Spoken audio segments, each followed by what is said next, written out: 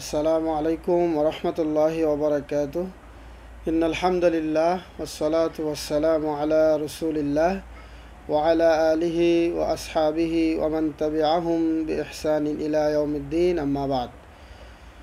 সুপ্রিয় দর্শক শ্রোতা, আজকে ইয়াউমে আরাফা, আরাফার দিন। এই জন্য গুরুত্বপূর্ণ একটি দিন বিধায় আমি আরাফা দিনের এই দিনটি এত গুরুত্বপূর্ণ কেন এবং আরাফার এই দিনটি এত মহিমান্বিত কেন, এই সম্পর্কে সংক্ষেপে 2-3 মিনিটে আমি একটু বিষয় আপনাদের সামনে শেয়ার করব ইনশাআল্লাহ। ওমা তৌফিকি ইল্লা বিল্লাহ, আলাইহি তাওয়াক্কালতু ওয়া ইলাইহি উনীব। ভূমিকা ছাড়াই প্রথমে এই দিনটির গুরুত্বপূর্ণ হওয়ার পেছনে একটি কারণ হলো, এটি বছরের শ্রেষ্ঠ একটি দিন। বিশ্বনবী বলেছেন, হাদিসে স্পষ্ট এসেছে যে আফজালু আইয়ামের দুনিয়া ইয়াউমে আরাফা, অর্থাৎ আরাফাতের দিন হচ্ছে দুনিয়ার মধ্যে সর্বশ্রেষ্ঠ দিন। দ্বিতীয় একটি কারণ হলো, কোরআনে আল্লাহ তাআলা এই দিবসের শপথ করেছেন। সূরা আল ফজরের মধ্যে আল্লাহ পাক বলেছেন, আল ফজর ওয়া লায়ালিন আশর। মুফাসসিরিন ইকরাম বলেছেন ওয়া লায়ালিন আশর, 10 রাতের কসম। এখানে তারা বলতে চেয়েছেন যে 10 রাত মানেই হলো জিলহজ মাসের প্রথম 10 রাত।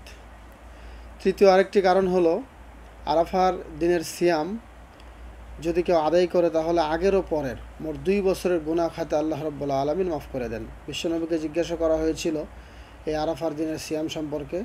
প্রসিদ্ধ একটি হাদিস, বিশ্বনবী জবাবে বলেছিলেন, ইউকাফিরুস সানাতাল মাদিয়াতা ওয়াল বাকিয়া, এটি 1 বছর আগের এবং পরের গুনাহ আল্লাহ রাব্বুল আলামিন এই সিয়ামের বদৌলতে ক্ষমা করে দেন। 4 নম্বর গুরুত্বপূর্ণ হওয়ার আরেকটি কারণ হলো, এই দিবসের, আরাফার দিবসের একটি দোয়া আছে। এই দোয়াটি হলো শ্রেষ্ঠ একটি দোয়া। বিশ্বনবী বলেছেন, আফজালুদ দোয়া এ দোয়া ও ইয়াউমে আরাফা, সর্বশ্রেষ্ঠ দোয়া হচ্ছে আরাফার দিনের দোয়া। পঞ্চম আরেকটি কারণ হলো, এই দিনে ওহী নাজিল করে আল্লাহ রাব্বুল আলামিন ইসলামকে পরিপূর্ণ ও পূর্ণাঙ্গ জীবন ব্যবস্থা হিসেবে ঘোষণা করেছেন। সে আয়াতটি হলো, আল ইয়াউমা আকমালতু লাকুম দীনাকুম ওয়া আতমামতু আলাইকুম নি'মাতি ওয়া রাদিতু লাকুমুল ইসলামা দীনা।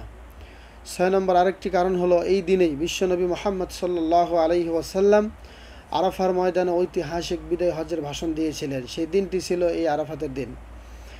7 নম্বর আরেকটি কারণ হলো, এই দিনে আল্লাহ রাব্বুল আলামিন এত বেশি সংখ্যক তার বান্দাবান্দিকে জাহান্নামের আগুন থেকে মুক্তি দেন, যা বছরের অন্যান্য দিনে তিনি মুক্তি দেন না।